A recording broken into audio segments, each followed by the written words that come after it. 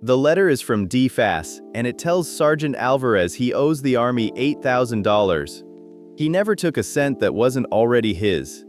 He moved, got divorced, and kept getting paid exactly the way he always had. So how does a paycheck mistake become your debt? Stay with me because there's a form that can make a bill like this disappear completely and a 5-year clock that quietly decides whether you still can. Start with what this even is. It's an in-service DFAS debt, not a VA debt, and that difference changes who you fight and how. Right, today we go all the way through it because the fix at the end is the part almost nobody expects. Here's who this hits, and it's cause number 1, an overpayment. You get married, get divorced, or move to a new base. Your pay is supposed to change the same day. When it doesn't, DFAS pays you too much, then comes back for it.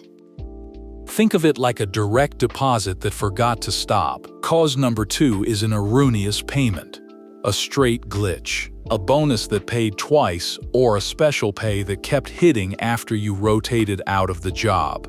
Nobody stole anything. The system just left the tap open, and every month it flowed, the debt grew. And the third one stings the most. Bonus recoupment. Take a re-enlistment bonus, then leave the contract early, and they can claw back the part you never earned. Wait, so you can owe money on a bonus they already handed you? That's the part people miss. The bonus is a loan against a promise. Break the promise early, and the unearned share turns back into a debt. Wrong move if you panic. And here's the question everybody types. DFAS says I owe $8,000. Do I really have to pay it back? Short answer, not always, and definitely not blindly. Not blindly is the whole game. Before you send DFAS $1, we keep a free debt letter walkthrough and the exact forms at military.professorerica.com. First, where your money actually went.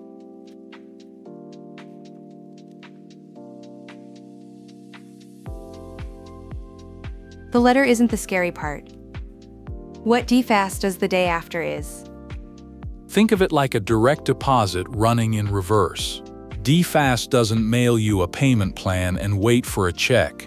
For a routine adjustment, they can offset up to 15% of your disposable pay automatically, straight off next month's earnings statement.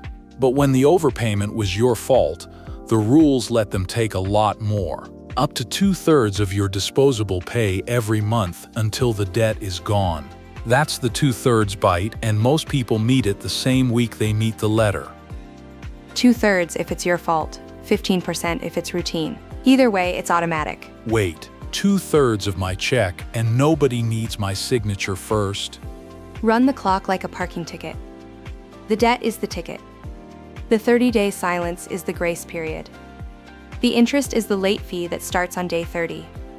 And the credit bureau is the ticket getting sent to collections.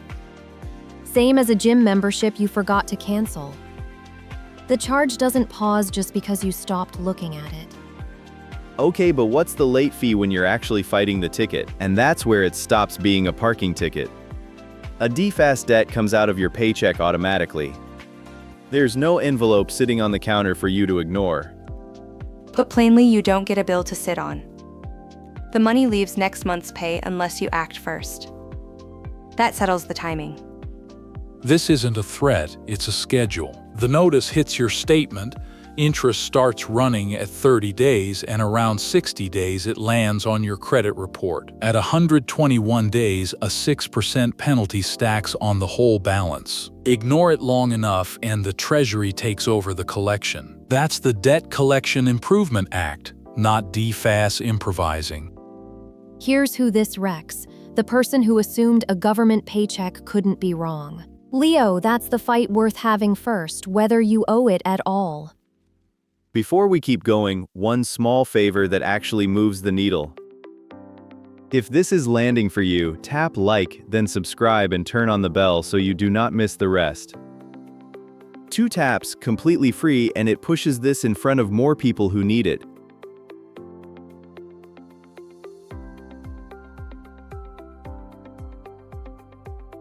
One letter, two completely different plays, and the room is split. Pay it down fast and be done, or fight it and maybe owe nothing. Erica's on pay it down. Bella says fight it. Erica, make your case.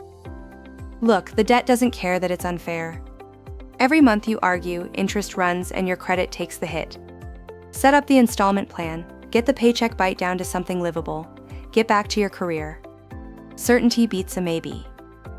Wrong instinct, and it's an expensive one. Before you pay a cent, verify the debt is even real. Half these letters are a Deersfield nobody updated. And if it wasn't your fault, a waiver doesn't reduce the debt, it erases it. Bella, receipts. Erase the whole thing. Where's that coming from? 10 U.S.C. 2774, the waiver statute. If collecting would be against equity and good conscience, and the error wasn't your fault, it's forgiven in full, not trimmed. Forgiven. But you have to first agree you owe it to even ask. True, and that's the catch. A waiver means you concede the overpayment happened, then ask them to forgive it. So if you genuinely dispute that you were overpaid at all, you fight the validity first and the waiver comes second. Erica, that's Bella's strongest card, a full erase, hit it head on. Why still pay it down? A waiver is a maybe, not a yes. It can take months, it can be denied, and the interest and the credit hit are running the whole time. If the amount is small, or the fault is honestly yours, fighting it costs more than it saves. Denied is rare when the fault is clearly the government's. Rare, not never, and rare doesn't pay the interest while you wait. All right, pin it for me. Bella, what's the one fact that decides fight versus pay? Fault? Did you cause it? And could you have known? If no, you fight. If yes, you plan and pay. So here's what I'd actually do, and it comes straight from the statute. If the overpayment wasn't your fault and you couldn't have caught it, file the waiver under 10 U.S.C. 2774, and you may owe nothing. If it was your fault, or the amount is small, set up an installment plan and stop the 2/3 bite on your paycheck. Same letter, opposite move, and fault is the fork.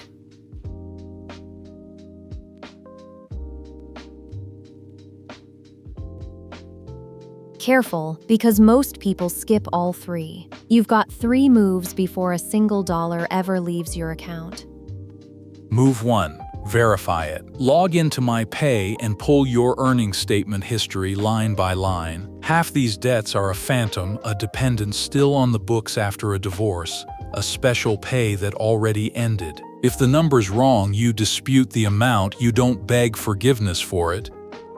$8,000 is a year of cooking for a crowd every Sunday just gone. So how do you even know what's right? What are you comparing that statement against?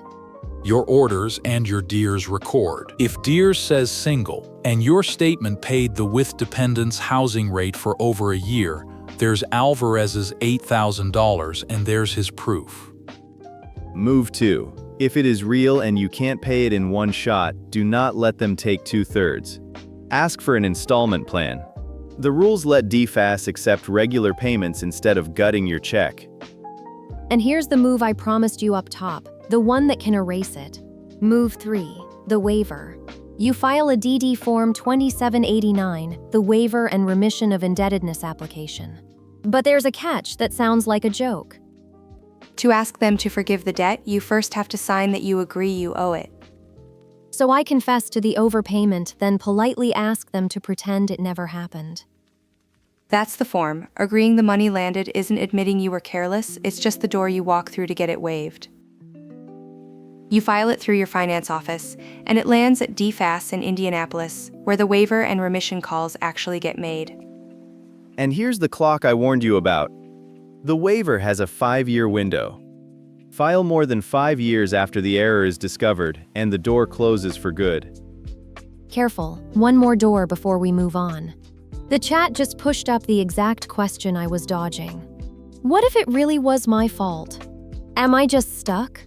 Not if you're enlisted. That's remission, a separate path from the waiver. Under Army Regulation 600-4, remission can weigh pure hardship and injustice, even when a waiver can't. Officers don't get it. Enlisted do. And that's the Army's version. Each branch runs its own flavor of remission, so ask your own finance office what applies.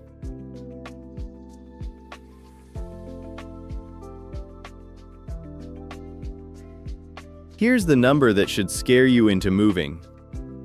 Skip all 3 moves, and the 2/3 bite from earlier just keeps eating your paycheck until the debt is gone. So to get the waiver and remission difference exactly right, we called in someone who knows both rules cold. The mistake almost everyone makes is treating waiver and remission as one word. They're 2 different doors out of the same debt, and walking through the wrong one costs you the relief you actually qualified for. Okay, so which door is which? A waiver is the broad one. Any member qualifies, active, guard, or retired. The whole test is fault.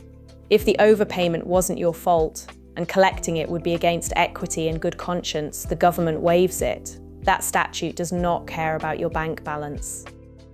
Think of it like a manual written by someone who actually processes these. Every reason has its own block, fault in one place, hardship in another. Right, and remission is the second door, but only enlisted members get it. Under Army Regulation 600-4, remission weighs injustice or hardship, or both. So the exact thing a waiver ignores, your financial hardship, remission is allowed to count. So an enlisted soldier basically gets both doors, waiver and remission, and just picks whichever. Almost, but not quite both at once. You file one application, the DD Form 2789, and it routes to the right authority, and one hard line runs under all of it. A waiver dies 5 years after the error is discovered. Miss that, and no door opens. Right. One form, one clock. I had them as 2 separate fights. Look at Alvarez's letter as real math. 16 months of the wrong housing rate, about $500 a month. $8,000. Ignore it, and a 6% penalty stacks on. $480 for doing nothing. But he wasn't at fault and couldn't have known, so the whole waiver comes off the balance. $8,000 minus that waiver comes out to 0. That's the entire point of the form. Glad I could help untangle this one. Keep one rule when the letter comes. The waiver and the remission start on the very same form. But the clock only forgives the fast, so file it the week it lands, not the year you finally understand it. Thank you, Professor. So that's the form that can erase it, if you move before the clock does. Carry this out of here. Verify it, plan it, or waive it. But never just pay it on faith.